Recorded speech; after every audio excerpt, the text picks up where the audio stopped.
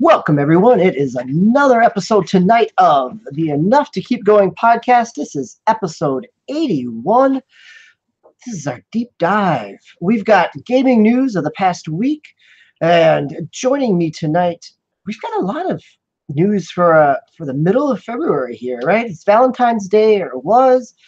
Not a lot of romantic news, but we do get some breakups, and we get some other stuff to talk about related in our news. But first and foremost, in our news tonight, we've got a Nintendo Direct. So Nintendo is sharing some of their Valentine's Day love from the 13th to let the rest of us have some ideas about potentially what was coming out. Maybe there's some good stuff, but we're going to spend some time diving through that. And then do some other news hits here along with the rest of the crew. So joining me tonight is Osiris Prime. How are you, sir? I am well, thank you. That is good. Are you getting any ice or snow yet in this band of weather that's hitting across all of the podcast area tonight? Yeah, we're supposed to get, I think, a few inches overnight, so not so bad. Should be manageable in the morning. Yes, says the man from Chicago. It's not too bad. That's right, not that bad. But as we head out to the East Coast, Swissguard, you are about to get hit with some weather as well. Is your family all bunkered in and ready to go? Yeah, it happens to fall like halfway between our normal grocery run, so I didn't have to go fight anybody for bread and milk at the grocery store. Excellent. Yeah, no, it was a week ago when we had a giant ice storm here. I live in a college town, so eggs, bread, and beer were the things that were not in stock on the shelves. So anyhow, and joining us again, welcome back, Agasicles. You are here and rounding out our all four-man show here. The full cast, the full crew is here tonight to spend some time discussing the week's news. How are you doing? I'm doing good, but I've been gone away for a while, and so I have some piths. Some piths. Okay. The floor is yours, sir. I'm curious where this goes, and maybe this will give us some more discussion. And I will cop to. I don't think that's a word, but I'm giving myself a wide latitude, Your Honor. And I think pithy is a word. Okay. So yeah, pithy is a word. Yeah. 4 piths, really 3, but 3.5. Battle Royale is a mode, not a game. I realize some people are mistaken about that, but even the most powerful Battle Royale thing out there, Fortnite, still refers to Battle Royale, technically, in its product description, as a mode. Battle Royale is a mode, not a game. 25 million users, 2 million concurrent. 0 evidence of financial viability.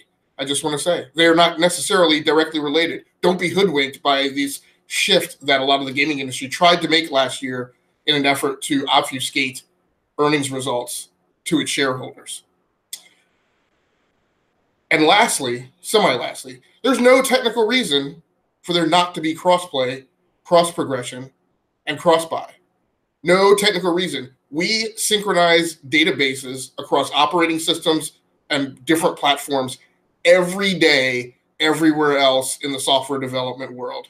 It is a typical, normal, basic thing. Worst case, maybe there's a bit of herky-jerky you have to do. So if you have different versions of games deployed on multiple platforms, of like making sure that like somebody doesn't purchase something on one platform that isn't implemented on another platform, there's that. But really 0 technical reason. Now, if you listen to the dialogue, nobody really says in all of these like highfalutin press statements that the impediments are technical, but they sure as heck leave it way open-ended and don't say that it's not in the belief that most people are going to believe and perceive that it's technical. It's all about money is the only reason crossplay can't be, won't be, and isn't enabled.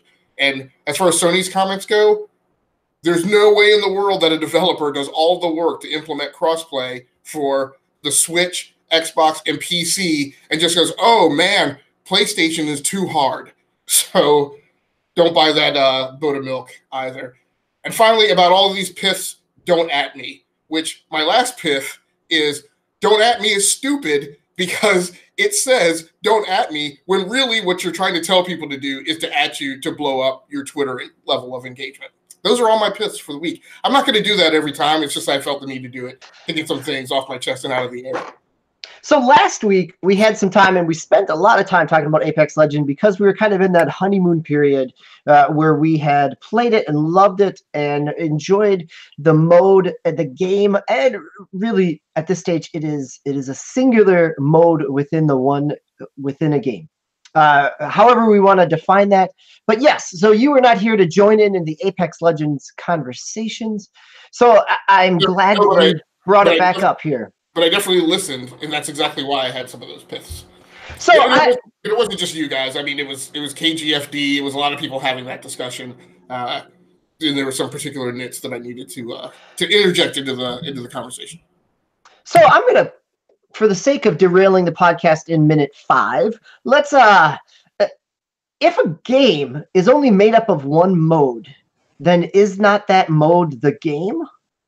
So my statement is a slightly maybe existential statement about the state of the art and the meaning of a thing when it is not the meaning of a thing. So in terms of breadth and depth of content, what I'm saying is that is a mode represented. If I were going to put a level of effort wrapper around it, it equates to a mode within a game, not the level of effort required to wrench a full-blown, fully content-loaded, full-blown story game with both single-player and multiplayer modes. So let me ask one more question related to your second pith. Is does not the impression of success bring hoped for success, right? So I agree with you completely. Like, just because you talk about registered users, we don't know how many of those people have monetized anything. And without a battle pass, we don't have any, right? I think, I'm guessing from Respawn and the EA boardroom that the hope here is that we keep talking about how successful this is, and we get a battle pass out there soon enough while that is still the conversation, and not that the player base has started to dwindle already and people have moved on. Yeah, it's an interesting convergence, right? Because and I apologize, Swiss and Prime. I didn't mean for this segment to be swagger jacked, but so the problem is multifaceted, right? So first of all, very interesting. A person who I'm in a Facebook group with mentioned that the success. This was an argument because of his pitch that Apex Legends was the best game out right now, and obviously that threw me off into a rationale tizzy. But the thing is that part of his vector was that those games are successful because they're free to play, and why in the world would somebody pay for a game when all of these great free games are available? And well, number one, I didn't say this, but I was kind of like, well, because there are those of us that want the industry to continue, and we know that free to play isn't necessarily contributing to the industry in an effort to keep it going. But the other thing is, yeah, so 25 million players, 2 million of them concurrent, saw a game that launched out of nowhere that had zero cost involved with it, in a dead spot in between the release of Resident Evil 2 and the next big games that launched just this past week, and had an opportunity, in a soft couple of weeks in February to get engaged on a game. And it's not, well, again, EA trumpeted its horn, but again, until you start showing dollars, then it doesn't really mean anything, right? If 25 million people go to a thing that's free, like, what is that? 25 million people download an album that is given away for free on Spotify, that obviously doesn't mean anything. So in terms of finances and revenue and operating margin and profit, yada yada yada. So that was my only thing. Yeah, and actually, that it was a news story for the past week, right? That EA was out there, and this was a press release. This was kind of the buzz last week, trying to follow up on the buzz from the successful launch of Apex Legends. So, because this is a deep dive episode, we do go into the news from the week before, and so yes, we had, and I think Apex Legends, I'm gonna guess, is gonna come back up as those player base numbers. See what they look like 2 weeks out, where those Twitch numbers are at, once they release a battle pass, what that engagement looks like. I'm going to also bet that people are going to compare the launch of Apex Legends to the launch of Anthem over the next couple of weeks in terms of bugginess and stability of a launch product. But see, so you're right. I think we'll get there because we won't talk about it until we either talk about the games, or we'll talk about people making an unfair comparison because they're drastically different. Right. Because as we've talked about here before, right, the ability of setting up the playground for a battle royale game is drastically different than setting up the systems for a loot shooter or a narrative-based game. There's a lot more going on under the hood. So the only other thing I want to mention, I think you guys mentioned, but I can't remember specifically when I was listening in. And of course, there was the thing of this is a game that launched and created a big publicity frenzy the day before they delivered crappy quarterly earnings reports. So I think that's exactly why they launched it right before quarterly earnings report. Right? Just the same reason why we'll talk about this, the Activision Blizzard layoffs. We'll talk about that later in the show, but the same reason those happen on the same day as an earnings report. So we will come back to that, but first, let's talk about some good news. All right, we've got some PR speak out of the way. Now let's talk about some potentially good news, and we'll give Prime and Swiss the mic. We'll turn the show over to them for a little bit to talk about the Nintendo Direct from last week. So last 13th, last Wednesday, that we had Nintendo Direct. We got an announcement of it coming just a few days beforehand, and then they dropped actually a lot of stuff. They dropped close to 30 different games. Some of those were announced prior to. Some of those were demos that were released on the day of. We even get a surprise launch from Nintendo, another Battle Royale game, more or less. So I'm going to turn this first over to Osiris Prime. As our your Mario's, there's your Mario. He's up and lit up in the background here. So, or your Luigi. So go ahead and take us through. It's a very appropriate way to start with the big announcement from the Nintendo Direct. Yeah. So first up, we had big Super Mario Maker 2, the sequel, coming out for the Switch, and I don't think they gave a date. Well, I guess sometime in June. I guess it's set for. Yeah, it looks like it's another, same thing as before Mario Maker. They have obviously new doodads and stuff that you can throw in there. And I don't remember, was the Super Mario World type style in there from the first one? I can't remember because it's been a while since I played the first one. Yeah, so the first one was 8-bit Mario. It was Mario 3. Well, it was original Super Mario Brothers. It was Mario 3. It was Super Mario World, and then it was the Wii kind of new Super Mario Brothers. New Super Mario, yeah. Okay. Yep.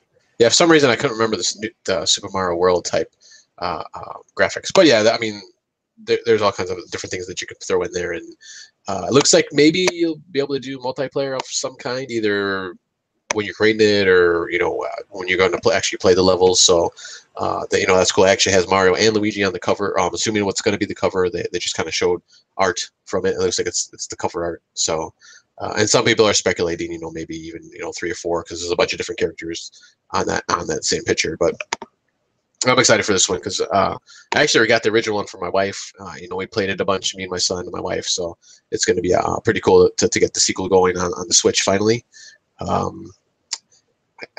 I guess, obviously when you have it in a handheld mode, that's going to be probably the best way to create levels. But I mean, I'm assuming they're going to have it some way that you can do it, when you have it docked or in not handheld, but the other way, I forgot what it's called, theater mode or whatever, when you kind of just have it on your desk sitting there. So are you guys excited for either of you, or 3 excited for the sequel? Actually, I am. Yeah, my kids are as well. This was something that we kind of anticipated some type of Mario Maker. I just figured it would be a port, but to have it be a sequel with some additional pieces in there, the slopes, and I think the potential of the you know the combination of the world sharing and the portability aspect, I'm definitely excited for, or at least very interested in. I'm also excited for the next game that was announced as well. Swiss, do you want to take that one? Or You already claimed that one, but well, I that's will fine. take I it mean, but because it was we can go back and one forth. that actually excited me, and you were Because dominating. I got like 20 on agenda. here that I'm gonna go through here. So go ahead. All right. The next game. So as soon as I saw them kind of introducing it, I kind of got excited. So it's Zelda Link's Awakening. I think the release date is just for 2019. So it is a remake of the original Game Boy Zelda game, but they kind of almost that they completely overhauled, revamped the graphics. It's not just a port; it's like a remaster complete, and it looks pretty cool. It almost looks like a claymation. It's more than just like 3D Zelda. They kind of are taking this unique, like, to me it looked like a claymation style, and rebuilding the game. So I'm pretty excited about that one. I've actually never played Link's Awakening. I don't know why, but so it's already on my list to pick up. Did no negative. I don't think anybody really expected like new Zeldas coming down the pike anytime soon, like mainline Zelda. So this is a nice stopgap. Anybody want to jump in on the Zelda discussion before I move on to the next one, which I think is probably a bigger game? Yeah, I was just kind of. I never played any of the portable ones, so it's interesting to see how this will come about. And yeah, it looks cool. Like you said, it's like a graphical overhaul, and so it looks pretty interesting. There was a one picture of it, kind of how the way Zelda looks, kind of comparing to the elf from I think it's Santa Claus is Coming to Town. That old cartoon kind of looked like the same, kind of just blank face with like two little dots and a little slash for a mouth. But but it still looks pretty cool though. I'm excited for this one. Probably, I would say probably at the end of the year, more than likely. Yeah, it seems likely. It'll be interesting to see how well it sells. I mean, there's definitely a nostalgia factor, but there's also you have a lot of fans that are into Breath of the Wild, and these 2D, top-down Zeldas are a little bit of a different animal than the your open world flavors. So it is a stopgap, but it's a little bit different. The next game we want to talk about, Fire Emblem Three Houses. This is probably the game I was most looking forward to seeing going into the Nintendo Direct. We knew Fire Emblem was coming. I believe originally the release date was in March or April. It was springtime 2019. And rumors before the Direct had it pushed out. I had seen till September. Nintendo did announce that they were apologized, but they had to push it back a little bit to finish working on it. And the release date, I think, is July 25th or 26th. So it's in the summer. But it actually looks pretty cool. You play... the main character is a mercenary that ends up taking over like as a teacher effectively at a military academy. So the three houses are the three major powers that have like houses for at this school. I think I saw one online publication. I don't remember if it was GameStop or Game Informer or something. They referred to it as Harry Potter meets Fire Emblem.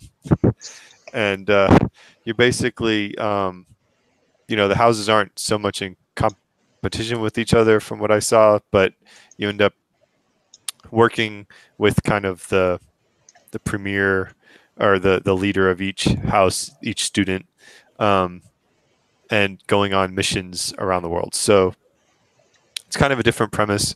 There was like this nymph-looking character that only your character can see. So it has a nice, healthy infusion of, anime story convolutedness. So it should be a good one. I'm really looking forward to it. Yeah, this looks interesting. I've never played any of the mainline Fire Emblems, so I've played a little bit of the mobile, which is I enjoyed what I've played of it, and then Fire Emblem Heroes, which is more the Musou style gameplay. So it's drastically different from the regular gameplay of Fire Emblem. So, but I don't know. It looks interesting. I might have to wait, a little bit after it comes out, maybe before maybe hear what you guys think of it, and just watch some videos and stuff just to see how it turns out. All right, so up next we have Battle Royale game that actually is out right now. Tetris 99. That's right. So this comes out after Tetris Effect, which came out this past fall for, I believe it was PlayStation, PC maybe. I'm not sure about that one.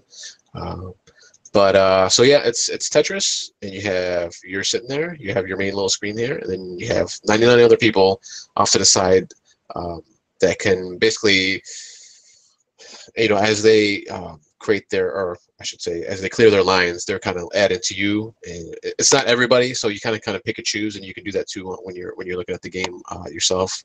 You can either do it on touch screen, or there's some stick controls that you can pick people. But yeah, I've been really enjoying this game. It's kind of addictive. I think the farthest I've got is like 10 or 11. I think I've gotten to. It gets really fast right when it's getting near the end. So I don't know. My old hands can't compete with it. So I'm getting out pretty quickly most of the time. But every once in a while, I can get pretty lucky. But it's fun. It's a fun little game. It's Switch only for right now. And obviously it's online only, since you're playing against 99 other people. But it's pretty fun. I like it. I know, Swiss, you tried it. Not sure if you tried it even more after that initial day when it released. You're right that I found it addicting. I kept wanting to try one more match out of frustration, but I felt like my Tetris skills did not have much of an effect on my ability to win. It's like, all of a sudden I'm targeted by 6 people, and my screen goes from 2 rows high to 15, and you're done. So there's a little bit too much randomness in it, I think, for my taste. Yeah, I was reading some things on it that I guess you can kind of play defensively, but I didn't quite grasp how yet. So I got to read more on it and see. I've just been trying to get the lines cleared as fast as I can. Basically, that's all I've been trying to do right now. But I'll have to read up on it a little bit more to see if there is any kind of defensive way you can actually play. Yeah, because you can. I mean, literally, like all 99 people, I guess, at once could, as far as I can tell, can gang up on you. But I've never had that happen. But I've been knocked out pretty quick though, so I don't know. It might come down to that sometimes.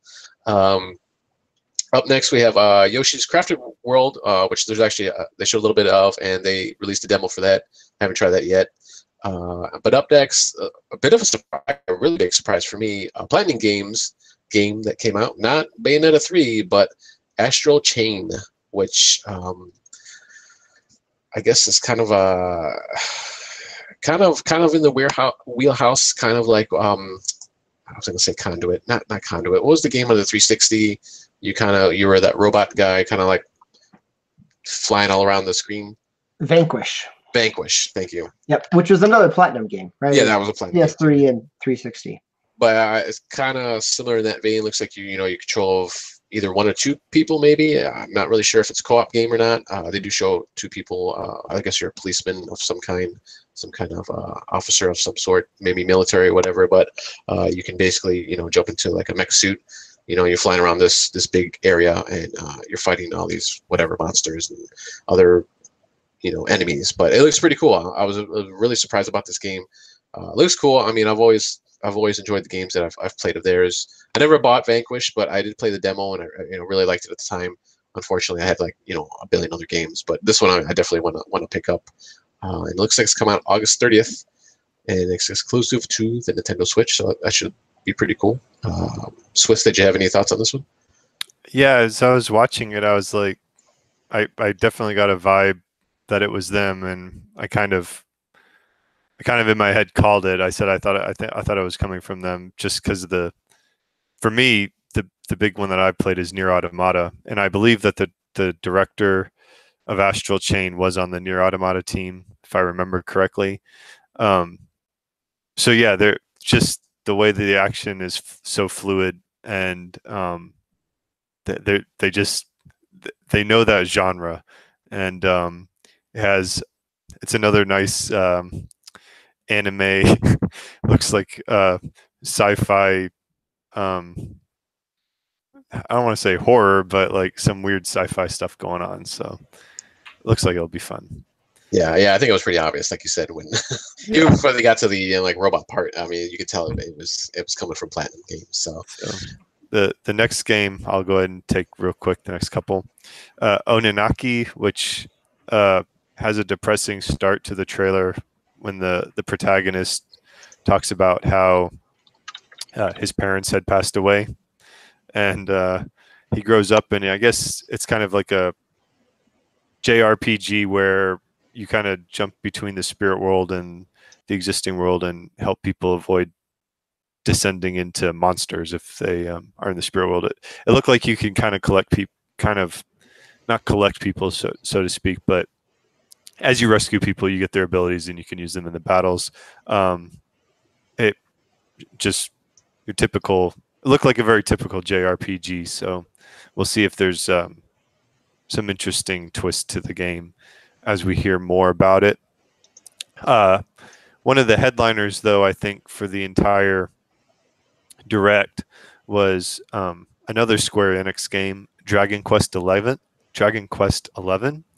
However, for the Switch, they announced Dragon Quest XI-S, Echoes of an Elusive Age Definitive Edition. So that's the official title. Say that 5 times fast. Well, I said it from memory, so you got to give me some credit. Yeah, you're good. And the cool thing about Dragon Quest XI for the Switch is they're going to have, I believe, some additional story content for all the characters they announced.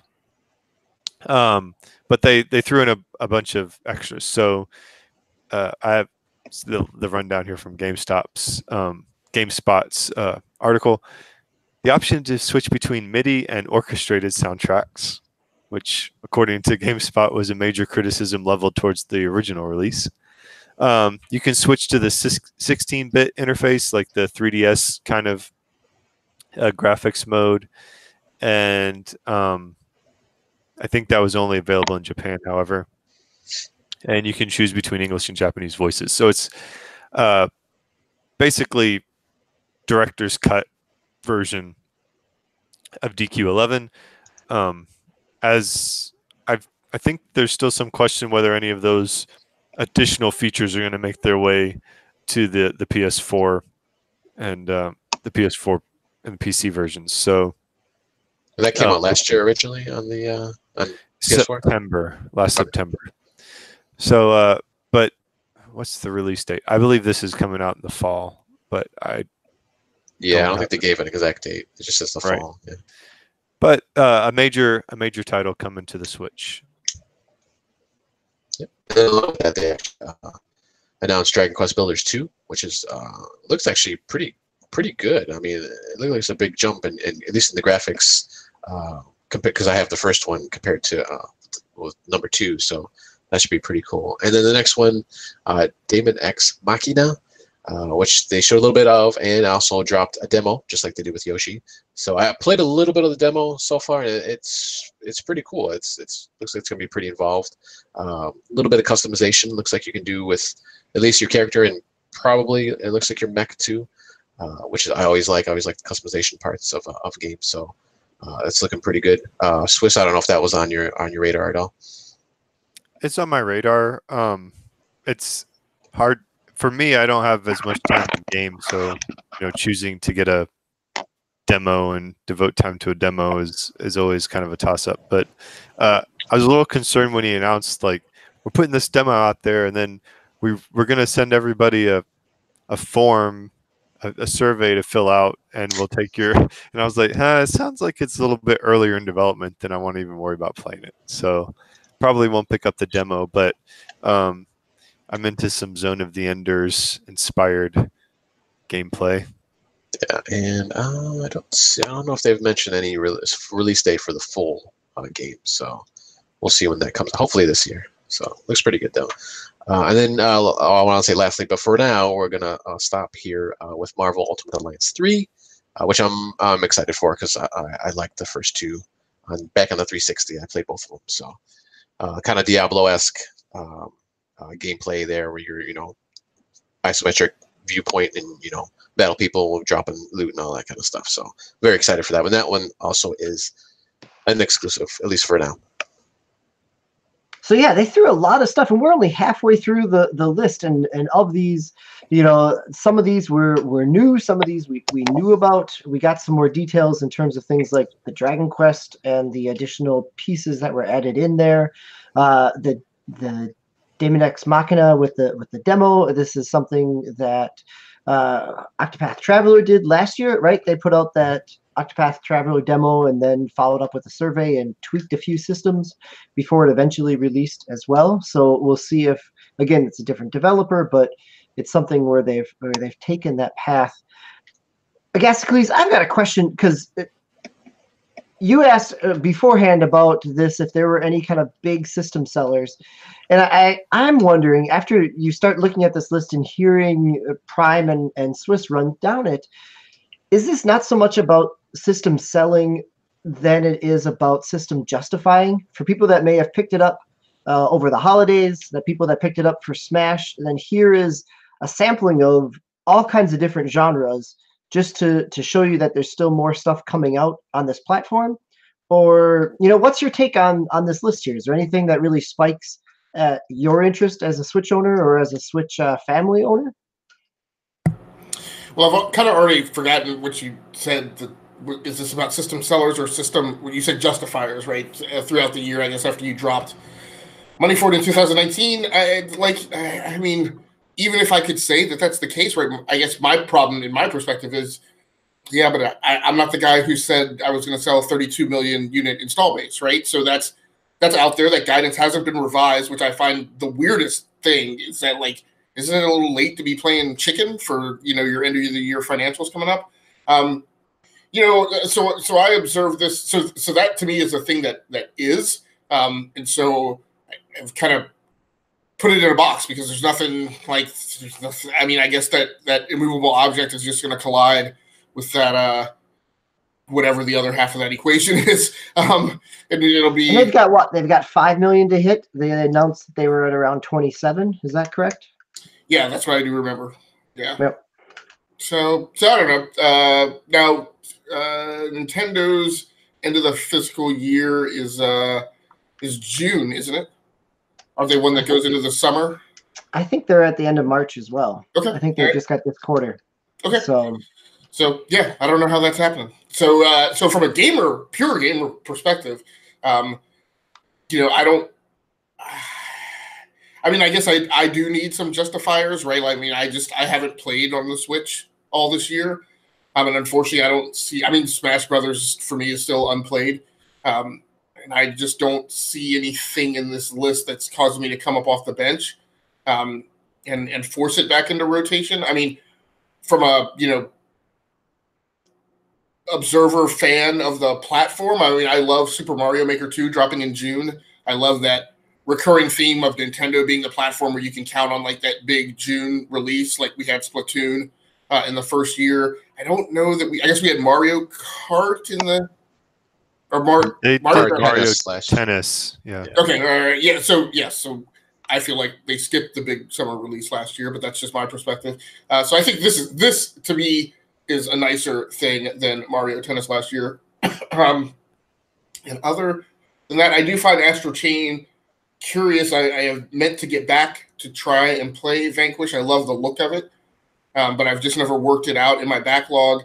Astral Chain, from a gameplay perspective, looks like it is similar, but the presentation isn't quite what I would be looking for from an artistic aspect. But it still might be fun and fine to play. But that's one Prime that they just didn't give any kind of a release date for.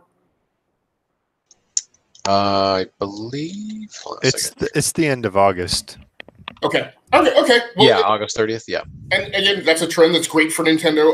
They seem to bookend the summer with a big release in the opening month and a big release in the closing month. So and I like that. I like a reason to come back to a platform in those summer months, as we talked last year about. Like there seem to be these games that you specifically target and elect that you want to play over the summer, even for those that are far gone from our school years, when that would be a time that we would be off. And I am interested in the Daemon X Machina, but again, that's another one with no release date. Yeah, there's no release date for that. So yeah, the demo of that is actually pretty interesting. I played a little bit, but watched my son play quite a bit, and we got the follow-up survey already. So, which is it'd be interesting to see what they end up doing with that. So last week on the podcast, we talked about my preference of 2D Zeldas, top-down Zeldas, and you gentlemen, your preference of starting with Ocarina and 3D Zeldas. So I was very excited to see Link's Awakening come back to give me some of my top-down Zelda fix. So, although we do not have a release date yet, but we will see. And I also had a chance to play some of the Yoshi Crafted World demo, but we'll save that for next week, and maybe some other people will have a chance to putz around with some of these other demos that are out there now. We got a lot more games to go through, so let's get back to the list. And some of these are full releases, and some of these are ports, and some of these are DLC teases. So, Prime, do you want to keep us? Oh, actually, Swiss. We've got some Box Boy and Box Girl, which was a 3DS puzzle game, and then you've got another one here with Captain Toad, correct? Yeah, I confess I've never heard of the Box Boy franchise. I apologize. But Captain Toad Treasure Tracker, they announced DLC, so it's another one of those where they announce the game and they're like, at the end of today, you can do and download this. And so it had, I think the day of, had a free update wherein 2-player co-op was now available for all levels in the game. And what they're calling this special episode, March 14th, 18 new challenges, 5 new courses, and additional objectives for all courses, including existing levels, will be introduced to support, as Eurogamer notes, the new 2-player co-op mode. So Captain Toad getting a little bit of love, which is kind of surprising because I don't think it set the world on fire. But my wife actually really liked the game and beat it in like 3 days. So we'll probably be picking it up. It doesn't look like the DLC is like a full $20 DLC either. So that's cool. Yeah, I could see. I mean, it's a puzzle game, right? It's every little board is a little diorama, so it could be something that they could continue to drip out content for over a longer period of time. So we get some Captain Toad DLC, and then we get some Slippy and Fox McCloud, correct, Prime? Yeah, so we got some Starlink DLC coming out. You get to play as some of the other characters on the Star Fox side, like Slippy and Captain Falco, and I forgot what the rabbit's name is or the hare's name is. I don't know. So, but I think it's just fine that you don't know. Yeah, it probably doesn't matter. We'll be okay with that. Let's just call him Harry. But other than that, there's also the Starship races, which might have been the big rumor, I guess. I think a few months ago or last year, where there's supposed to be some kind of Star Fox revival, and it was supposed to be some more kind of racing game. So this might have been what it was, but and I believe this is. I don't think this is paid DLC as far as I know. So I don't think they. I mean, they talked about it like it was a free content update, which is kind of surprising, actually. Yeah, which was kind of exciting just because I had just bought it recently, so I was like, oh, cool. There's going to be more content. I have been playing through the mainline game right now, so it'd be nice to see. I don't know if they gave a release date for the DLC or not, but yeah, I'm looking forward to that. And then up next we have Dollar Tune. I think Daltarune. I don't know how to even say that. Chapter Deltarune? 1. Yeah, it's the kind of follow-up to Undertale. Oh, Same designer. Yep. Yeah, so that comes out at the end of the month, 28th, right at the end of the month. Yeah, the free first chapter and then some type of episode type of payment plan there. Yeah, so going episodic. And then up next, something I guess pretty surprised about. We get Hellblade: Senua's Sacrifice, which just came out, I believe, to the Xbox at the end of the last year, maybe the beginning of this year, which I do have with Game Pass because it's on Game Pass now. But I'm actually thinking of maybe just holding off and buying it on the Switch, which is, I guess, kind of weird because obviously Microsoft just bought that studio. But I want to support the Switch as much as I can. So I think I'm going to wait and just play it on there. And, that was got a lot of rave reviews, and people talked about that game. So I'm looking forward to it. I don't know if either of you or three have played it or are going to play it. I definitely hope to give it a try. I have it on Game Pass as well. So yeah, I think the fact that it looks to be a relatively straight up port and not a lot of dumbed down in terms of graphics is a good sign for potential other things getting ported over to Switch as well.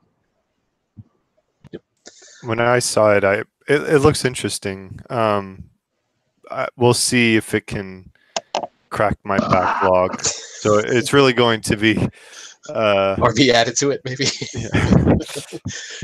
It's really going to come down to probably if you guys play it and are hyped about it, I'll pick it up. But otherwise, it probably will just let it slide. Yeah. I don't know if they gave a date for that. I'm trying to look real quick, but I don't see anything. Spring. It's just sometime in the spring. So no, firm date, but sometime in the spring of this year. And then up next. Rune Factory 4 Remake. I've heard of this game before. Well, I shouldn't say I heard of this game. I knew of this game before, but I've never played it. And I'm just curious. I just wanted to hit this one real quick to say I'm curious, and I'll probably pick it up. And then they also announced Rune Factory 5 is being made also. So we'll see. But I don't know if has anybody ever played any of the Rune Factories? No. I guess it's no, right. They're kind of like the Harvest RPG. Moon, a little more RPG, sci-fi, kind of like Stardew Valley. I mean, they're in that same kind of life sim farming, resource management aspect. Okay, so yeah, looks interesting. And then the last few here, Joker. They just went through the Joker DLC for Smash Brothers again, coming out in April. And then they dropped. They announced. Well, I guess they had already announced Final Fantasy IX, but it was out during the direct, or I think a day after or so. And then Final Fantasy VII is coming. I forgot when now. I just had it. Soon. April. Yes. Okay. April. Have we heard anything about the real Final Fantasy VII remaster remake that they announced years ago? I don't know what you're talking about. I don't know what you're talking silly, about. Man. No. Right. They say that they're working on it, and they had a couple of screenshots of it last fall, but nothing really in terms of actual gameplay of it. So I bet you it's going to be at Sony's E3 press conference this year. Oh wait. Oh wait a minute. Hey, Kingdom Hearts came out eventually, so this will come out another 5 years or so. Last game, Grid Auto Sport. So this piqued my interest because I realized, hey, the Switch doesn't really have any racing sims on it. It's kind of sad though that they get a racing sim, but it's a port of a game from 2014. So, Agascles, did you ever play Grid Auto Sport?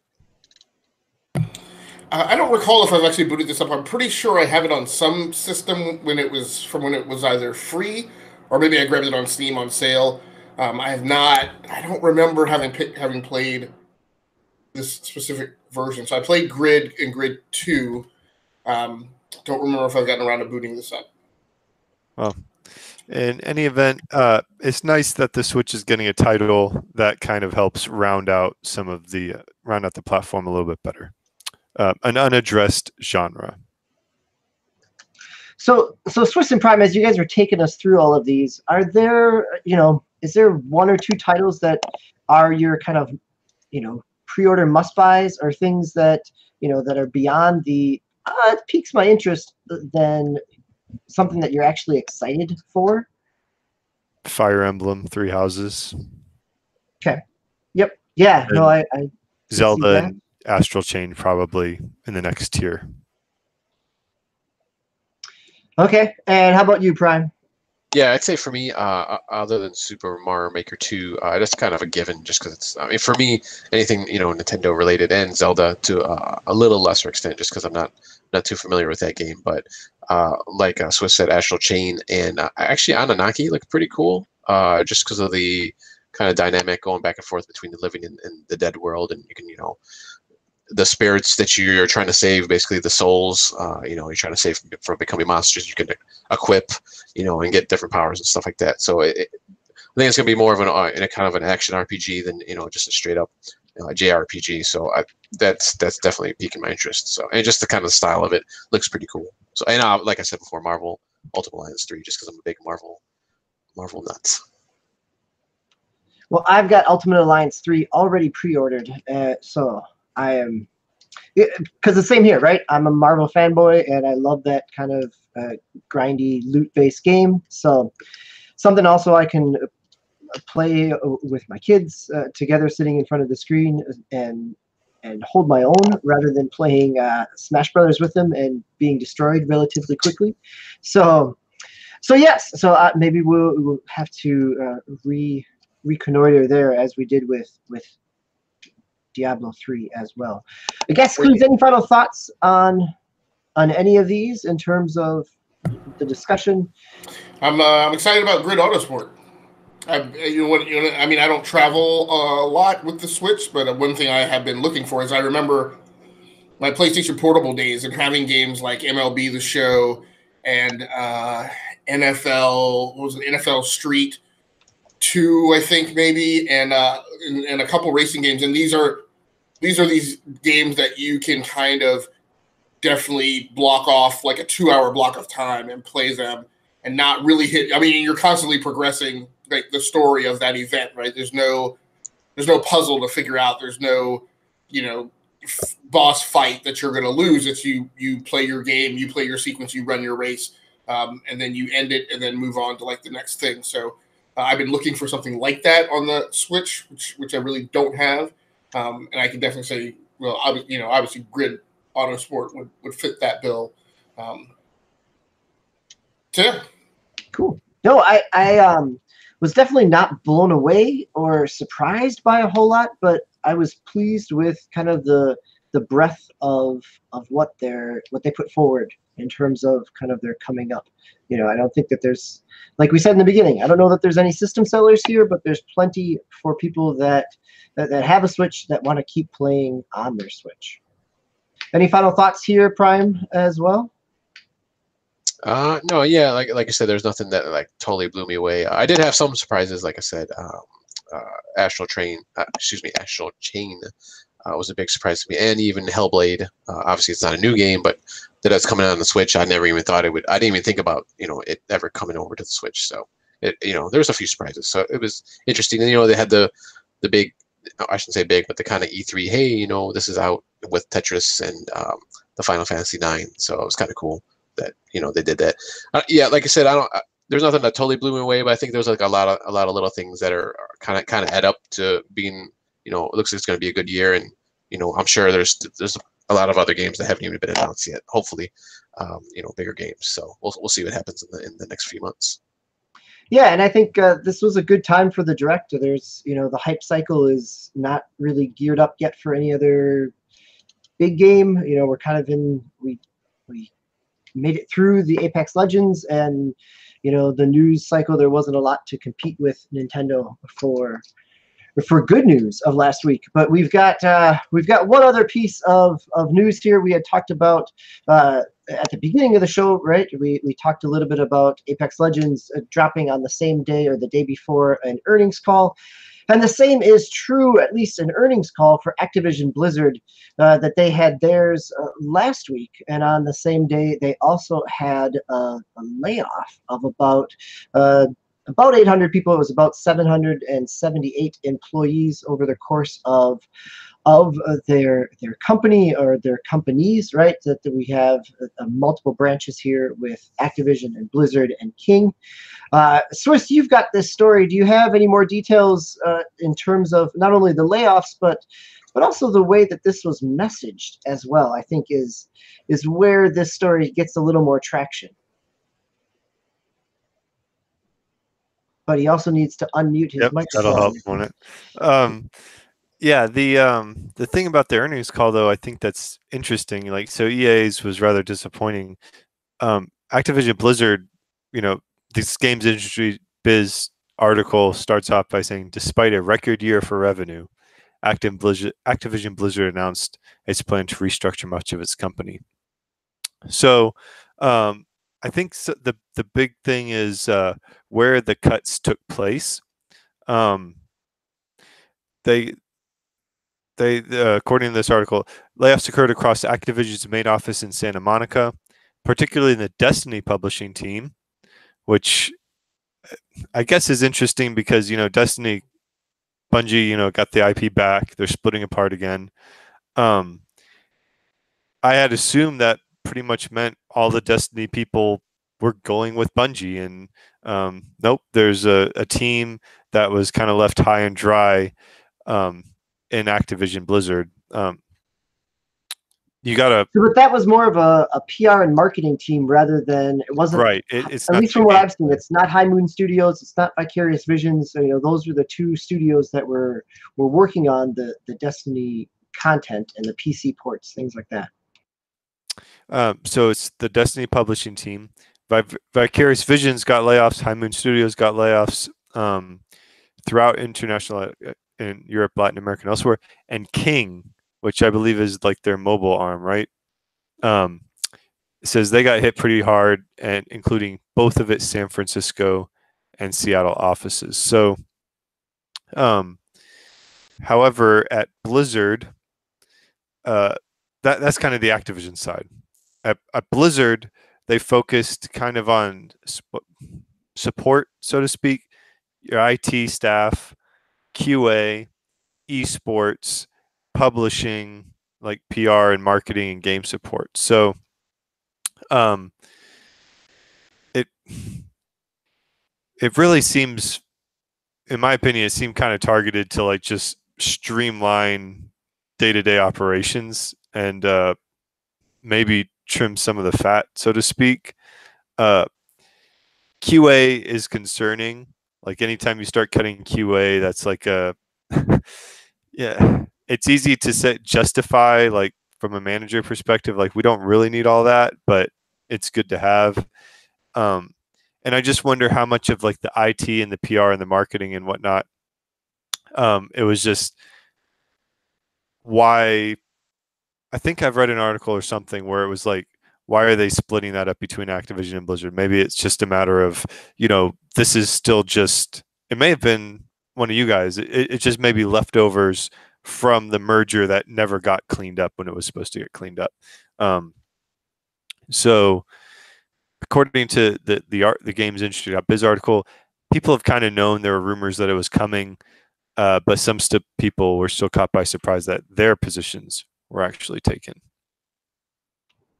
So I'm gonna toss a question out here to the rest of the group, because I think the news story to me is one that you have record revenue for the quarter, and then there's layoffs.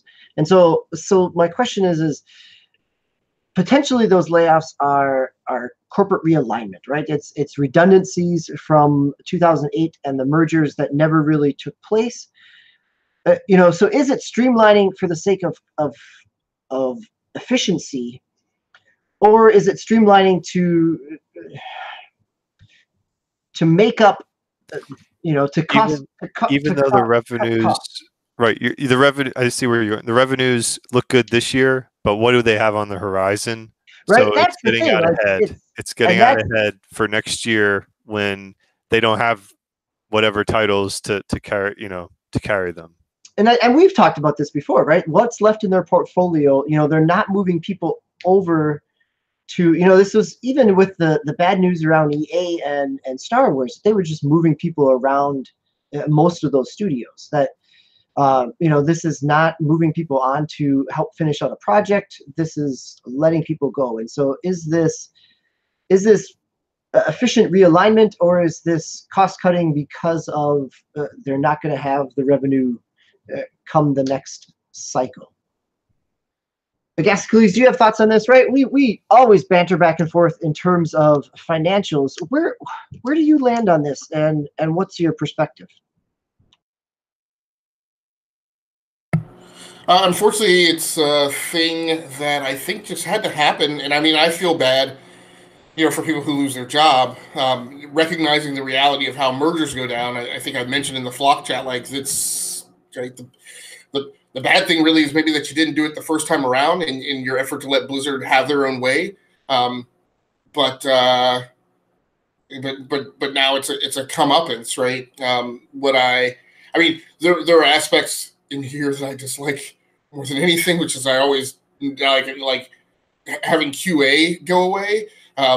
That's always a problem. Now it's possible that QA, I mean, because I've lived through this and been part of the managerial decision making in this, right? Sometimes you just have a section or a group that a function that over time has just been allowed to get too big, right? And you don't really, and maybe you never really, and certainly in most recent history, you do doggone well that you didn't have enough work for all those people. So that could be what's going on with QA. What I also dislike is that it also signals to me this continuing trend of trying to make gamers your QA department, by having an alpha and a beta and then a test release, things of that nature. So.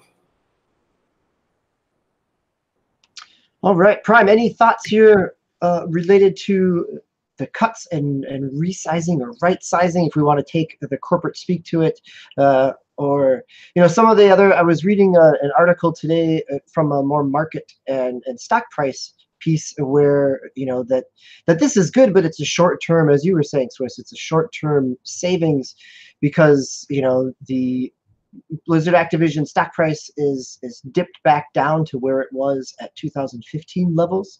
That while it spiked over the last year or so, that it is fallen, and whether or not they have a whole lot on the horizon to give investors a reason to get excited about within their portfolio.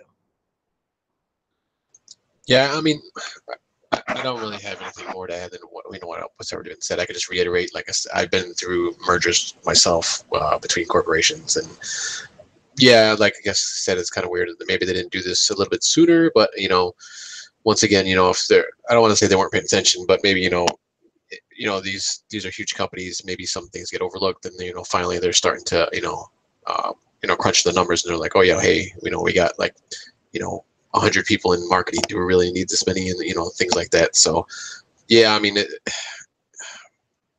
like I said, it's pretty much like what you guys said, and maybe there's a little bit of, hey, we don't have Destiny more than likely coming up here, in the next year or two.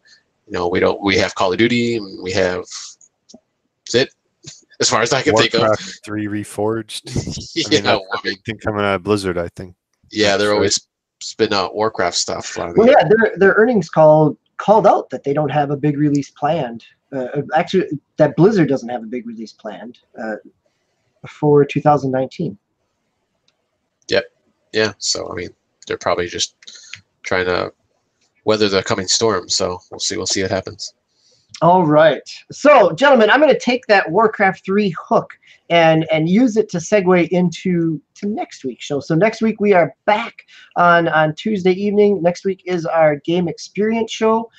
Our assignment was to dive into a rich lore-based game. So whether it is the lore around Warcraft 3 and the World of Warcraft or the books and everything else around it, but nobody chose that. We chose, this was based off of the release of Kingdom Hearts 3 and all the 13 other Kingdom Hearts games with various numbers and subtitles related to them.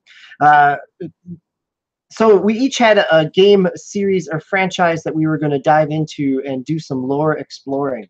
So join us back next week. We've got to talk about those deep lore games and if they are impenetrable for someone to dive into, or if once you get in, it actually draws you in further into the gameplay experience. But we've also got lots of other games that we've been playing. So it'll be a good show next week. We've got some good releases. This past week we had Far Cry New Dawn, we had Metro Exodus, we had the Trickle Stagger release of Anthem, and so we'll see that release this Friday as well.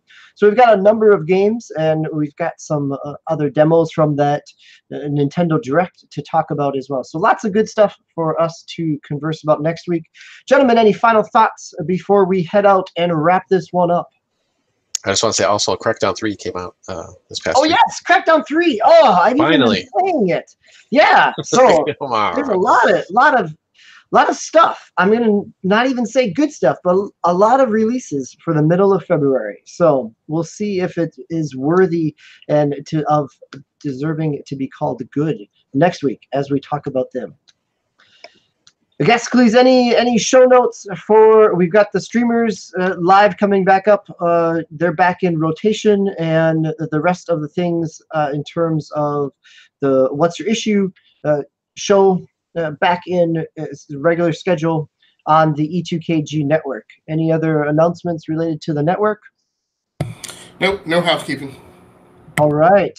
Well, gentlemen, thank you for a good show. Thank you for some good discussion. Whether we stayed on target or went off on our tangents, that is part of the beauty of Enough to Keep Going in the E2KG network, is that we've got a lot to say, but we want to engage you in that conversation as well. So if there's something here that piqued your interest, something that you totally disagreed with, hit us up on Twitter, come at him, as a guest please said earlier in the podcast, or make sure to leave a comment down as you're watching this on YouTube or elsewhere. We are happy to have you join our conversation and point out our faults and feebles and piths as well. So, gentlemen, for myself, DBQ Hams, and the rest of the crew, Osiris Prime, Agasically Stamus, and Swissguard. Oh no! One more final thought. What is it, sir? Just one caveat, because I never want to have somebody come into the live stream chat and be ignored. I apologize. I wound up with the live chat window minimized when I had like 15 screens open, and I'm really tired right now. I missed the fact that a friend of the show, Gary Ferguson, was in the live stream chat tonight. So thanks very much, Gary, for joining in and watching the show. He is also, I think he's saying he's excited for Grid on the Nintendo Switch also. He made one comment, I think, about the Activision layouts. Why pay an entire department when you can release a few closed alpha beta keys to a few content creators and accomplish the same goal? So, again, along the lines of my comment that, basically this is the third-party publishers turning gamers and specifically streamers into their QA department. So, and then he mentioned good show. Thanks, everyone. Or enjoyed watching. So just want to extend a thank you to Gary for participating and watching the show and complimenting us on the episode. Thanks, Gary. And I want to ask you to come back next week, because that idea of QA testing, as I would argue that EA has done with their staggered release of Anthem over the last week, because today we just get a giant list of what their patch for day one is going to be. And yes, so there's been plenty of problems about that, but stick with us next week as we talk about some of that as well. So thank you, guys. That's a great call out for Gary. And Gary, thanks for joining us in the live stream as well. So again, for myself, DBQ Hams, Agasically Stamos, Osiris Prime, and Swissguard, this has been episode 81 of Enough to Keep Going. And until next week, we'll keep on keeping on. Good night.